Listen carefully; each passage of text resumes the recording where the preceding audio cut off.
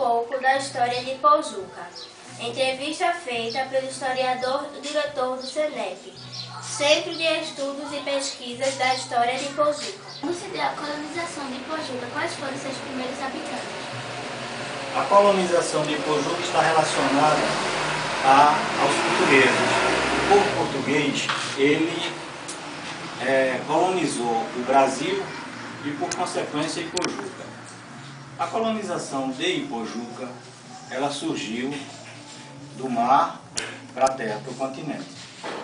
Ipojuca, essa colonização se deu através da distribuição de sesmarias. E isso ocorreu, a colonização de Ipojuca ocorreu próximo a 1530. Porém, nós só temos registro da colonização com a vinda dos franciscanos para Ipojuca, para São Miguel de Ipojuca. Da cidade de Ipojuca, qual é a data de emancipação da cidade? Vamos agora para o nome Ipojuca. O nome é Iapoiú, é do Tupi, quer dizer, águas não muito boas para beber, águas escuras, né? Que não era a melhor água, né? Diferentemente do que alguns dizem, a verdade é essa. Iapoiú, do Tupi, quer dizer exatamente isso, água que não é boa para beber, porque naquela época os tupis, os índios tupis, eles tinham água de excelente qualidade, não existia poluição.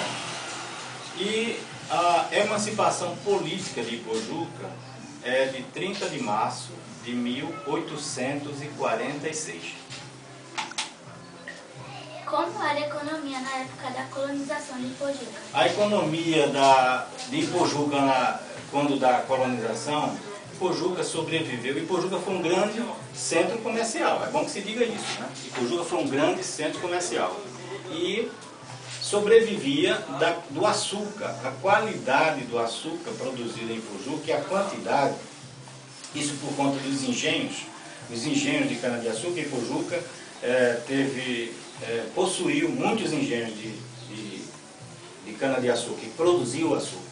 Então, a economia na época da colonização de Ipojuca, nos primeiros momentos de colonização, girava em torno da produção do açúcar, do comércio de cereais e da agricultura, outra agricultura que não é a cana-de-açúcar. Do tempo da colonização até a época contemporânea, quais foram os principais acontecimentos na história de Pojuca? A história de Pojuca é rica, muito rica. Fica difícil para você enumerar quais os fatos na história de Pojuca que se sobressaíram.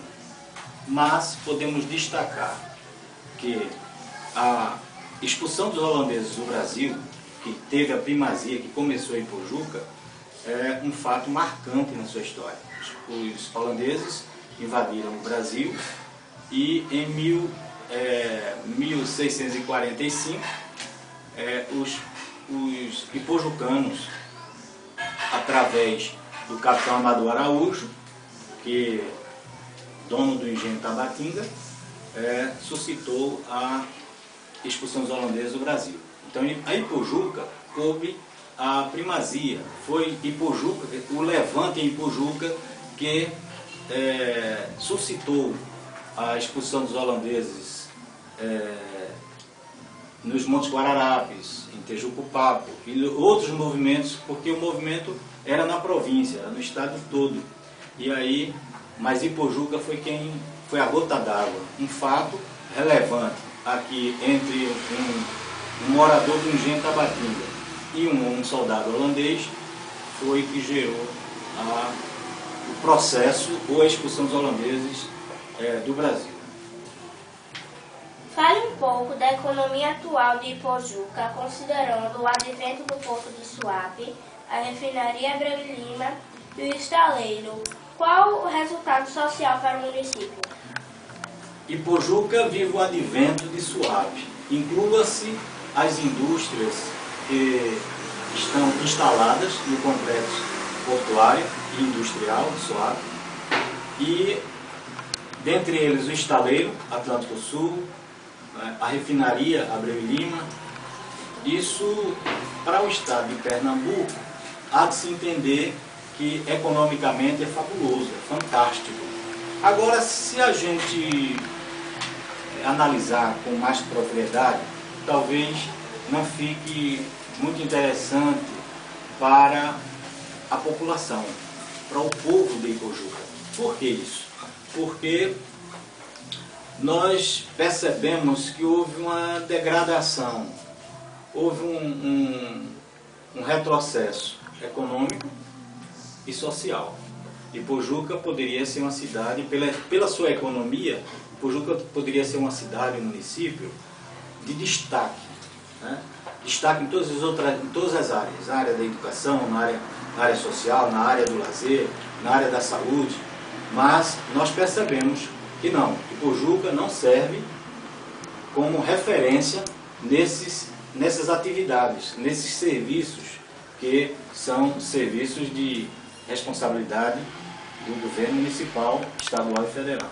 Então nós podemos dizer que Suape, para a população, não foi isso que se diz. Se a gente perceber, Ipojuca vive um processo de degradação social, educacional, cultural. Quais aspectos positivos e negativos devido ao crescimento econômico, bem como populacional? O aspecto positivo, vamos começar pelo aspecto positivo.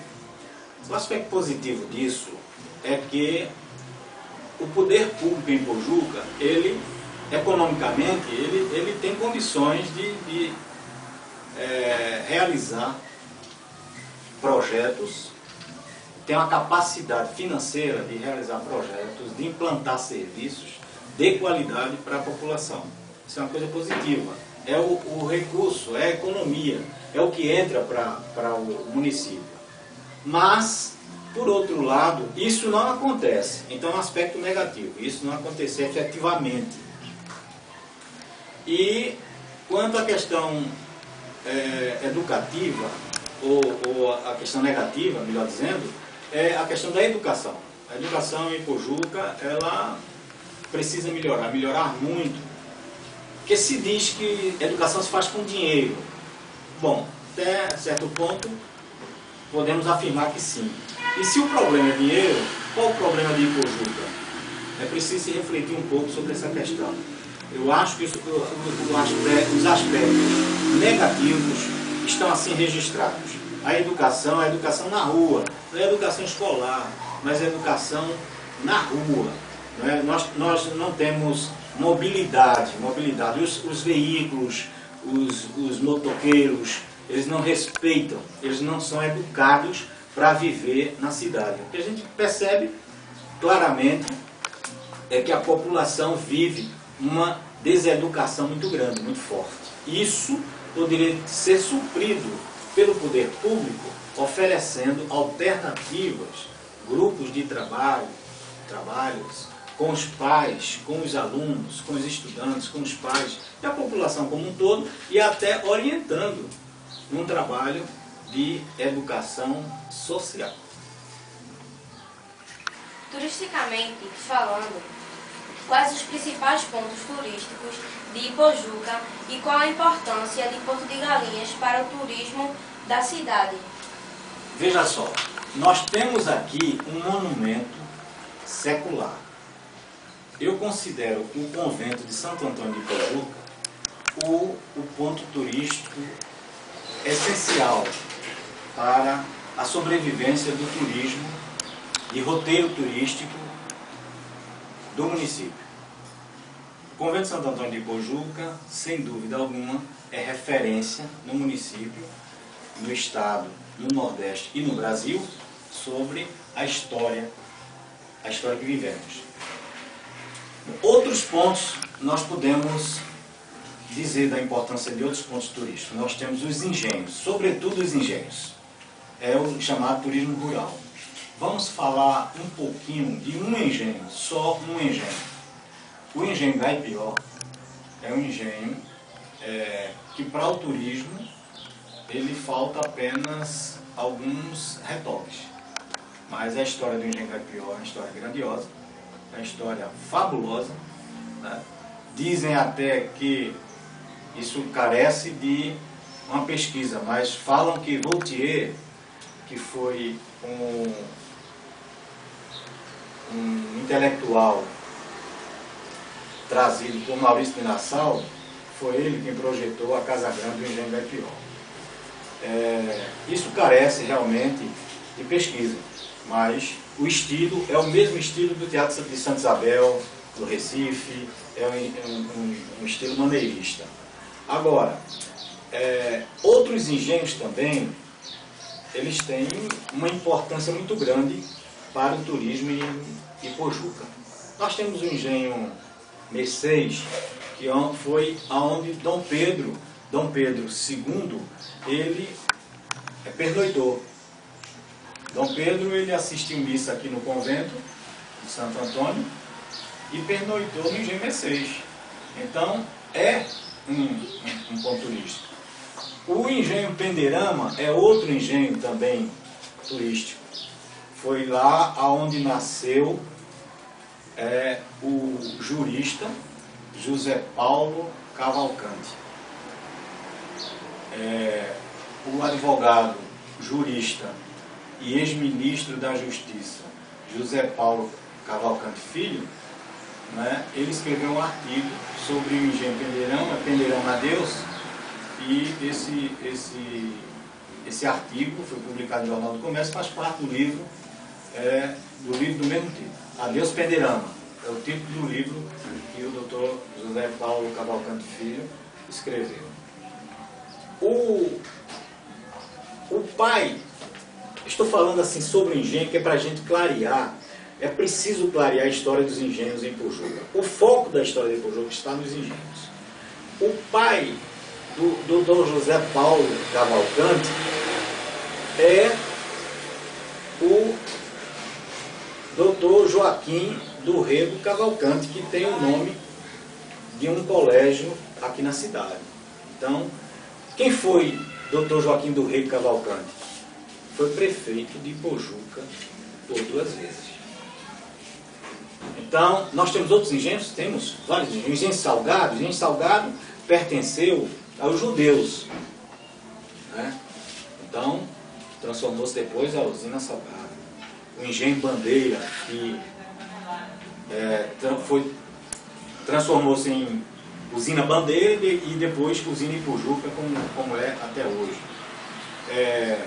Nós temos assim, o engenho Guerra foi onde se travou a batalha entre os nativos ipujucanos, liderados pelo capitão Amador Araújo, e os holandeses. Se deu no engenho Guerra. Não foi a única batalha entre os holandeses, mas no engenho Guerra se deu uma batalha, e no engenho Pindoba, outra batalha, que chamou-se naquela época a Grande Canhoada, porque foi nessa batalha onde se usou canhões.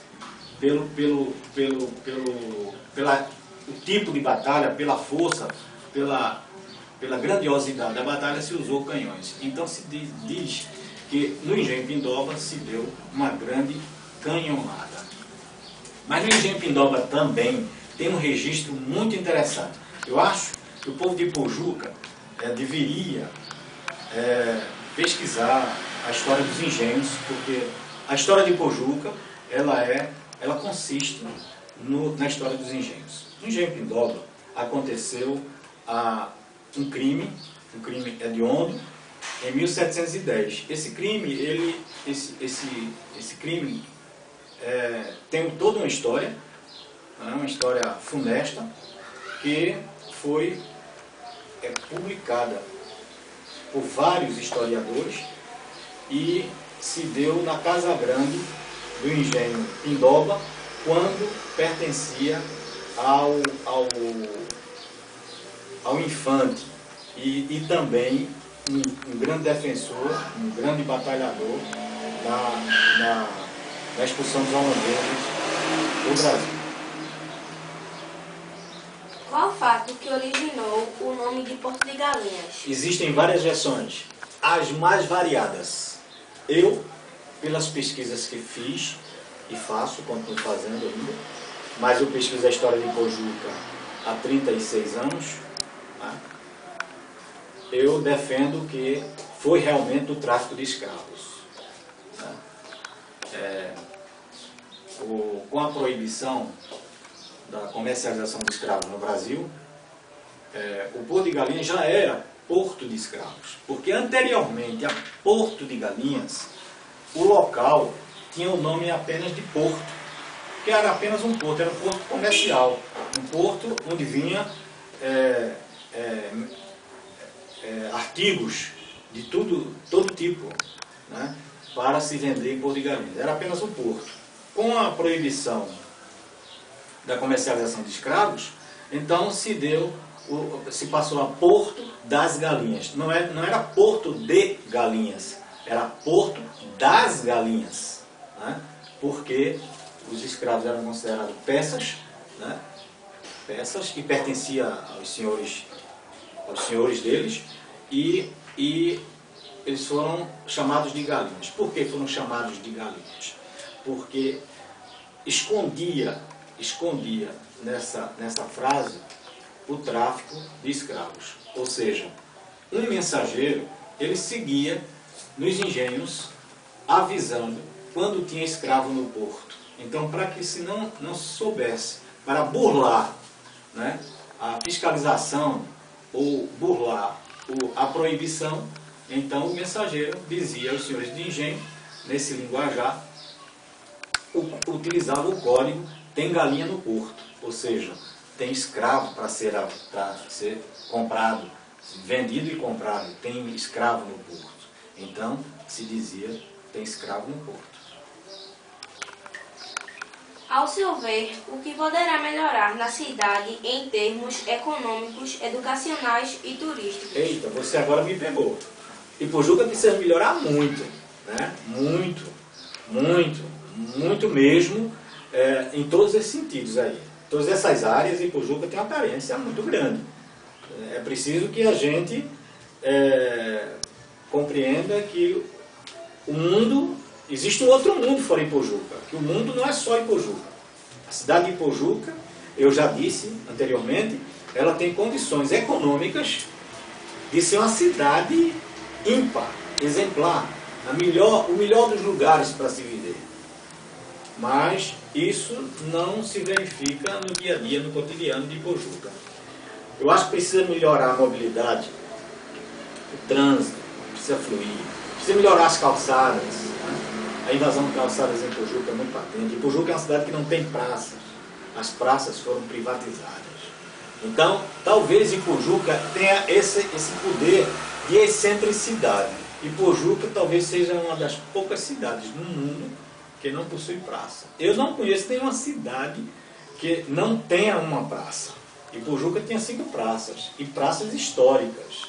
Praças históricas. A Praça Getúlio Vargas é uma praça que ela surgiu de fatos históricos, que não cabe aqui levantar essas questões. Mas nós temos aqui a Praça Amador Araújo, onde hoje é o visual, né, ali abaixo do convento, que a praça foi exigência, inclusive, dos militares, né, em homenagem ao capitão Amador Araújo, que foi o mentor da expulsão dos holandeses do Brasil. Então, em homenagem ao capitão Amador Araújo, foi o Exército pediu ao prefeito na época, Luiz Nogueira, para construir um monumento. E o monumento que foi construído foi essa praça.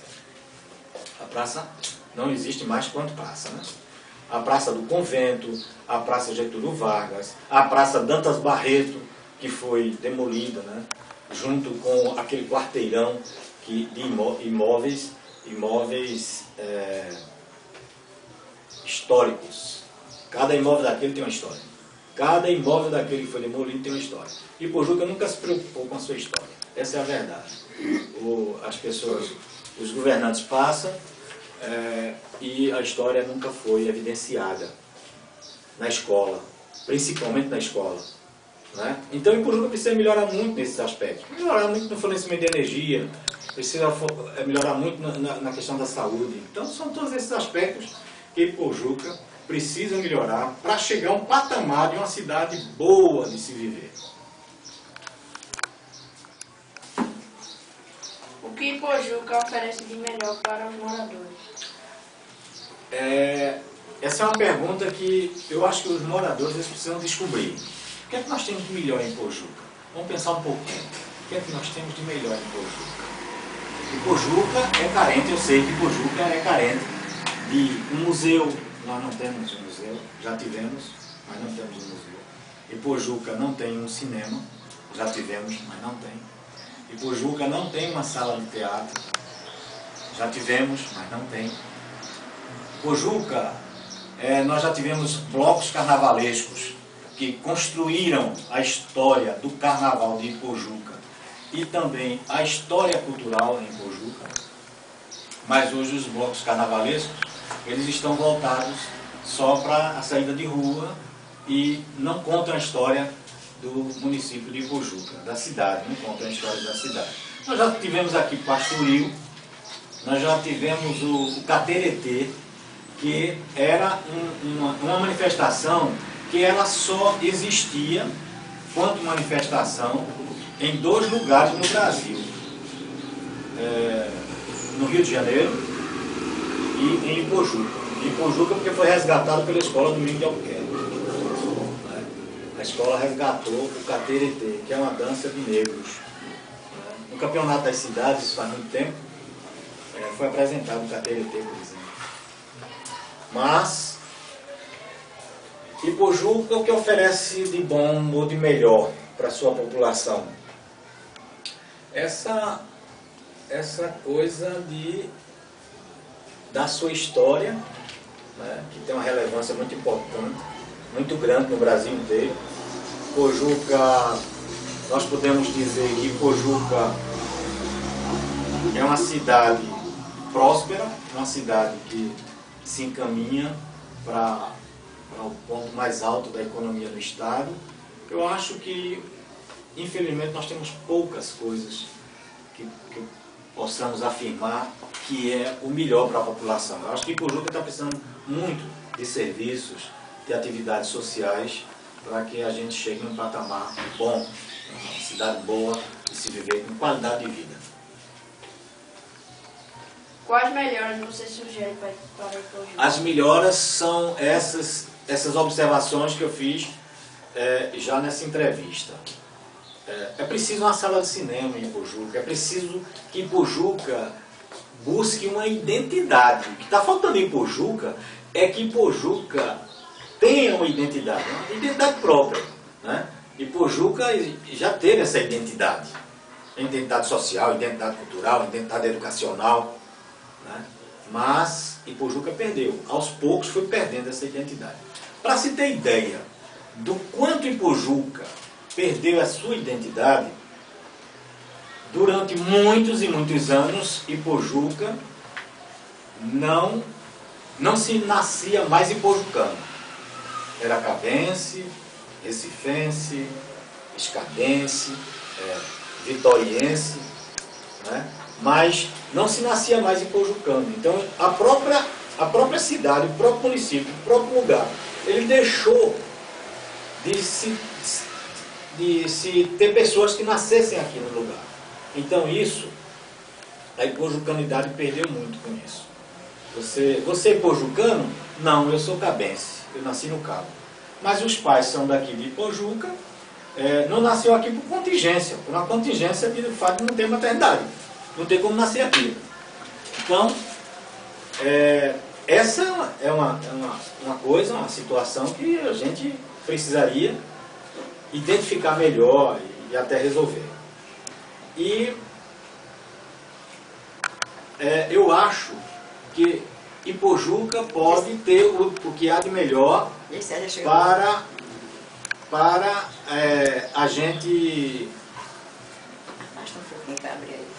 a gente poder... Pode cortar. Quais melhoras você sugere para Ipojuca? Eu já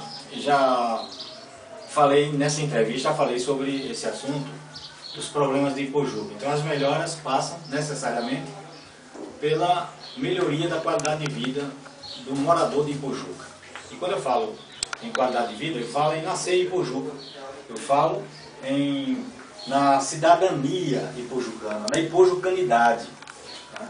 Nós tivemos aqui por muitos anos momentos em que não se nascia ipojucano.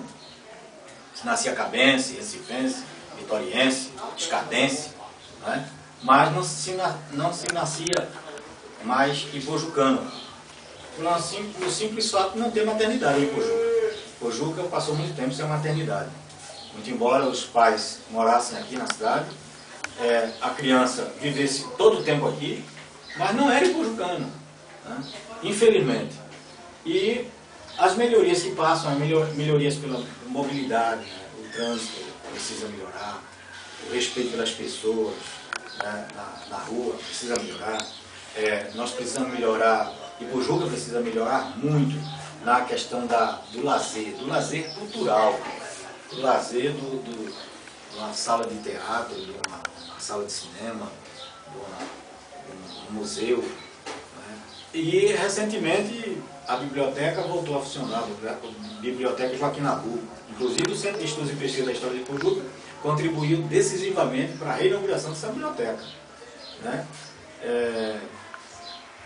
Bom, mas foi uma das poucas coisas que teve um recomeço. Ipojuca já teve museu, já teve sala de cinema, já teve teatro, sala de teatro, já teve biblioteca, né? Ipojuca já teve tudo isso, mas houve um momento, uma fase no município, na cidade, que tudo isso desapareceu, foi desaparecendo, aos poucos foi desaparecendo, ao ponto de hoje não termos mais essas atividades sociais, esses pontos de cultura. Isso para levar, principalmente, estudantes a terem um contato, uma proximidade com a cultura local. Nós tivemos aqui grupos grupos folclóricos, vários. Né? E aí eu vou aproveitar para falar um pouco rapidinho sobre a questão do folclore em Ipojuca. Nós tivemos aqui mestres de cultura, nós tivemos mocidade, né? Nós tivemos o maracatu, né? Assimiano Gaiola, o maracatu também, de Amaro Severo, de Agostinho, e é bom que se diga que esses, no auge cultural em Ipojuca, o ponto de encontro era na Cajazeira, que existia ali na ponta da rua, hoje onde existe o estádio de futebol. Então ali, naquele caminho para a usina Ipojuca, hoje tem uma bifurcação, vai para o bairro São Miguel e segue em frente para a usina Ipojuca. Né? Pois bem, ali, nessa bifurcação, tem uma Cajazeira. Nós conversamos muito, Zé Cláudio da Silva, que é artista plástico, né, famoso, internacional, e seu Hermes Pimentel, nós conversamos muito sobre a Cajazeira. E Mocidade também, a Cajazeira da ponta da rua. Eu até compus algumas músicas de carnaval, falando exclusivamente, estritamente sobre a cultura de Ipojuca. E uma das músicas é a Cajazeira da ponta da rua, que era centro cultural do pastoril ao carnaval. Então, essas músicas todas, elas foram produzidas a partir da carência que a gente percebia em Ipojuca, com blocos carnavalescos, com pastoril, com maracatu, com tudo, entende? Então, o que nós percebemos em Ipojuca é isso, uma carência muito grande, de um modo geral.